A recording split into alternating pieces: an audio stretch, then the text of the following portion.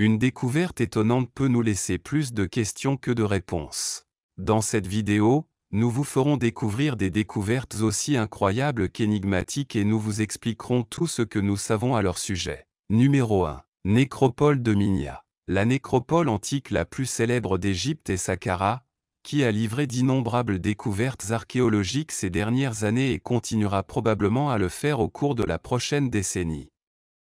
Cependant, c'est loin d'être la seule nécropole antique notable du pays. En février 2018, les archéologues en ont découvert un autre à Minya, à plus de 240 km au sud du Caire. Bien que des cimetières aient déjà été découverts à Minya, celui-ci, datant de la fin de la période pharaonique, avait été jusque-là négligé, bien qu'il soit beaucoup plus grand. Certaines des tombes trouvées dans la nécropole appartiennent à des personnes connues des égyptologues, notamment les grands prêtres de Thot et leurs proches. L'un d'eux est spécifiquement nommé Djeutir-Dié, l'un des 5 grands prêtres de la divinité, qui est enterré avec pas moins de 40 membres de sa famille et de nombreuses figurines, exemples de poteries fines et autres objets funéraires. Jusqu'à présent, les archéologues ont ouvert et exploré entièrement 13 sites funéraires et d'autres seront à venir dans le futur. Peut-être que la nécropole de Minya sera un jour aussi connue que Saqqara. Numéro 2. Ruines médiévales en Finlande. Les élèves d'une école de Turku, en Finlande, ont été choqués début 2018 lorsque des travaux de rénovation à l'intérieur du gymnase de leur école ont mis au jour des ruines médiévales oubliées depuis longtemps. De nombreuses ruines médiévales de Turku ont été détruites en 1827 lorsqu'un énorme incendie a ravagé la ville et brûlé plus des 3/4 des bâtiments. L'école a été construite après l'incendie, mais on sait désormais que les travaux ont été réalisés directement sur les vestiges d'au moins 2 maisons médiévales et d'un tronçon de rue. Les archéologues pensent que s'ils continuaient à creuser et soulevaient également la cour de l'école, ils découvriraient une plus grande partie de la rue et probablement plusieurs maisons supplémentaires. L'école n'est pas très enthousiaste à cette idée et souhaiterait que les archéologues leur rendent leur gymnase. Les autorités locales ont également récemment tenté de trouver un moyen de préserver les ruines antiques sans causer de dommages à l'école. Une option possible serait de terminer les fouilles des ruines, de remettre le sol du gymnase sur le dessus et d'ouvrir en même temps un musée souterrain. Numéro 3. Gants de boxe romains. La boxe existe en tant que sport depuis presque aussi longtemps que les humains parcourent la Terre. Il semble qu'il y ait toujours eu des athlètes prêts à se battre pour la suprématie et qu'il y ait toujours eu des foules prêtes à les encourager également. Les premières références que nous avons à la boxe en tant que sport remontent à il y a 3000 ans dans l'Égypte ancienne. Mais une découverte récente en Northumbrie, en Angleterre, a montré que les anciens Romains étaient également fans de cette douce science. Trouvés dans le fort romain de Vindolanda, dans la région, ces 2 paquets de cuir sont des gants de boxe primitifs et datent d'environ 1000 ans. Bien que nous sachions que les Romains aimaient la boxe, ce sont les 2 seuls gants survivants qui ont été retrouvés. On pense que différentes unités de l'armée romaine se sont battues lors de matchs de boxe pour le droit de se vanter et la suprématie. Ces amis étaient également connus pour aimer parier sur l'issue des combats. Cette paire particulière était bien portée et aimée, leurs propriétaires pensaient suffisamment à eux pour les réparer plutôt que de les jeter, ne le faisant probablement que lorsqu'ils étaient finalement irréparables. Numéro 4. Tombeau antique de chars. Il semble que c'était un fait malheureux dans la Chine ancienne que lorsque les chefs ou les guerriers se rendaient à leur dernière demeure, leurs chevaux les accompagnaient, qu'ils soient morts ou non. En novembre 2017, des archéologues ont découvert un lieu de sépulture contenant 4 chars anciens et les restes de près de 100 chevaux dans la ville de Xinjiang, province du Henan. Les chars peuvent être datés de manière fiable de la période du printemps et de l'automne en Chine, il y a environ 2700 ans. L'un des chars est particulièrement impressionnant, mesurant 3 mètres et richement décoré de bronze et d'os. Il s'agit probablement d'un tombeau familial ayant appartenu à l'une des familles nobles de l'État Sheng. Malheureusement, aucune inscription ni trace écrite n'a été trouvée à l'intérieur de la tombe. Cependant, ils ont trouvé de nombreux objets en bronze impressionnants qui confirment encore davantage la richesse des propriétaires de la tombe. Curieusement, ils n'ont pu trouver aucun reste humain, même s'ils étaient sûrs qu'il devait y en avoir dans la tombe à un moment donné. Puisque les chevaux sont presque certainement entrés vivants dans la tombe, il est macabre possible qu'ils aient mangé les restes de leurs propriétaires. Numéro 5. En 2013, il a été décidé d'agrandir le chantier naval Neptune de Newcastle-upon-Tyne, en Angleterre.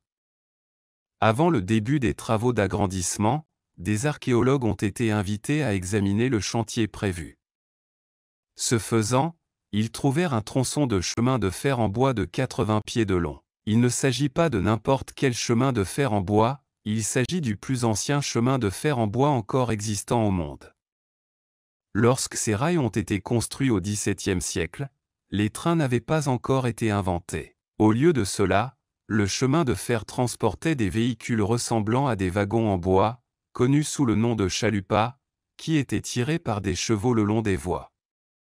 Ce tronçon spécifique de 24 mètres faisait partie du Wellington Wagonway, construit en 1785. Il est si rustique que certaines de ses traverses ne sont guère plus que des branches d'arbres coupées et coincées dans la voie. La découverte est d'une importance internationale car le Wellington Wagonway a été le premier à être construit avec l'écartement international, qui a été copié des rails de wagons aux locomotives à vapeur et est devenu plus tard la norme mondiale grâce à l'expansion de l'Empire britannique. La découverte était en danger dès le moment où elle a été faite, car le bois a été subitement exposé aux éléments, mais il a depuis été préservé. Numéro 6. Les emojis pourraient un jour devenir la forme de langage la plus utilisée au monde, mais si vous pensez qu'il s'agit d'une invention moderne, nous avons une surprise pour vous. Le visage souriant est l'emoji le plus utilisé et le plus reconnaissable de tous, et il est facile de le reconnaître gravé sur le côté de cette cruche vieille de 3700 ans, trouvée à Carchemish, en Turquie, en juillet 2017. La marque a été faite délibérément, et le style est presque identique au type de visage souriant que les gens dessinent aujourd'hui. Nous pensons qu'il s'agit officiellement du visage souriant le plus ancien du monde. La cruche était utilisée pour boire de la bière, il est donc très probable que celui qui la possédait associait l'objet à de bons moments et à du plaisir. Le visage souriant serait donc conforme à son usage à l'époque de la fabrication de la cruche. La zone où il a été trouvé serait contrôlée par les Hittites, on ne peut donc jamais dire que les Hittites n'avaient pas le sens de l'humour. Les émojis numériques que nous utilisons aujourd'hui ont été créés dans les années 1980, mais ne sont devenus populaires qu'à la fin des années 1990, lorsque le monde est passé au numérique. Numéro 7. Le mystérieux bracelet en or hittite. Nous commençons par un magnifique bracelet en or découvert accidentellement par un agriculteur alors qu'il labourait son champ dans le village turc de Clay en mars 2022. Le bracelet a environ 3300 ans et est le premier artefact de ce type à être découvert avec des représentations figuratives sur sa surface. De plus, il s'agit du premier bracelet hittite doté d'une lunette elliptique, une forme qui était importante pour les Hittites mais qui n'avait été vue auparavant que sur leur sceau. Nous avons la chance que le bracelet ait survécu à sa rencontre avec du matériel agricole qu'il a laissé bosseler et endommager. Il a déjà fait l'objet de travaux de préservation et de réparation et en subira d'autres avant d'être exposé au musée archéologique de Sorom. Des travaux de réparation suffisants ont été effectués pour déterminer que la figure au centre du relief est la déesse Ishtar, bien que la signification précise de la scène soit inconnue. Les archéologues ont mené des fouilles approfondies dans le champ où le bracelet a été trouvé, mais aucun autre artefact n'a été découvert.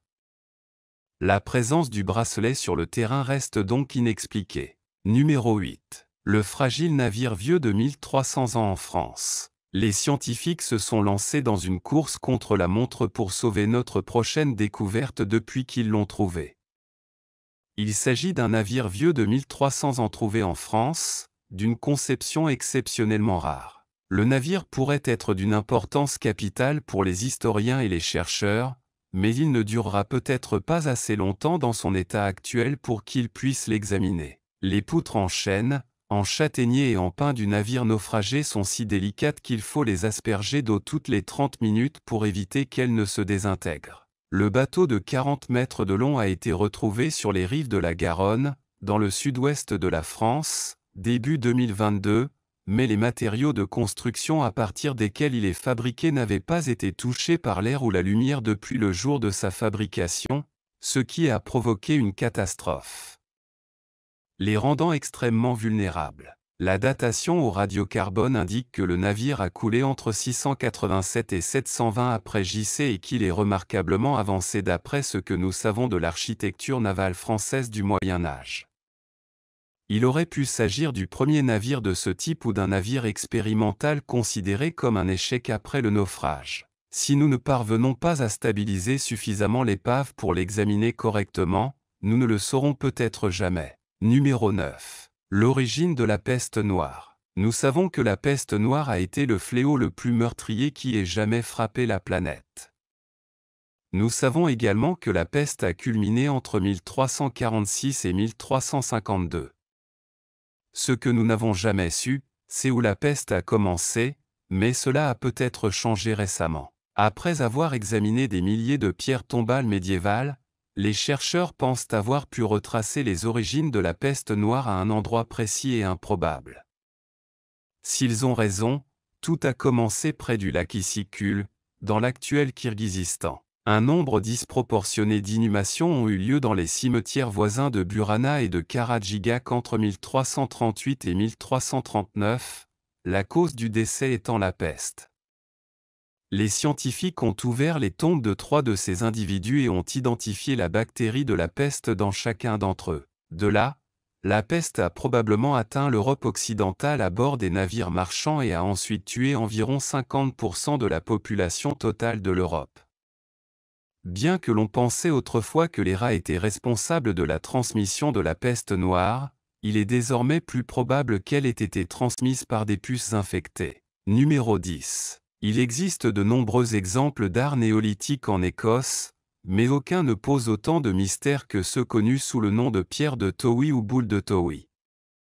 On les appelle parfois plus simplement boules de pierre sculptées, titre peu imaginatif. Ces balles ne sont pas particulièrement rares, mais en trouver plusieurs exemples ne nous permet pas de comprendre pourquoi elles ont été fabriquées ni à quoi elles servaient. Le premier spécimen est apparu au XIXe siècle, mais d'autres ont continué à être trouvés jusqu'en 2013. Ils sont suffisamment petits pour tenir dans la paume de la main, mesurant en moyenne entre 5 et 12 cm de diamètre, et peuvent être constitués de n'importe quelle roche commune, du granit au grès.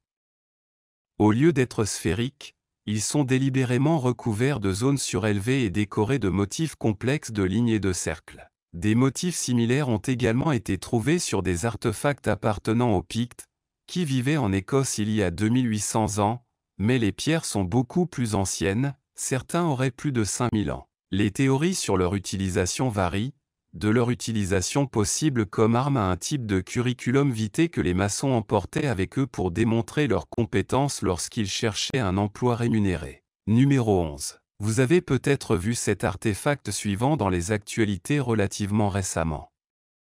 En 2018, il a été volé dans un musée en France, provoquant une petite alarme nationale jusqu'à ce qu'il soit retrouvé et récupéré une semaine plus tard. C'est un objet qui mérite d'être préoccupé car il est vraiment unique en son genre. Il s'agit d'un cœur humain contenu dans un récipient en or massif surmonté d'une couronne.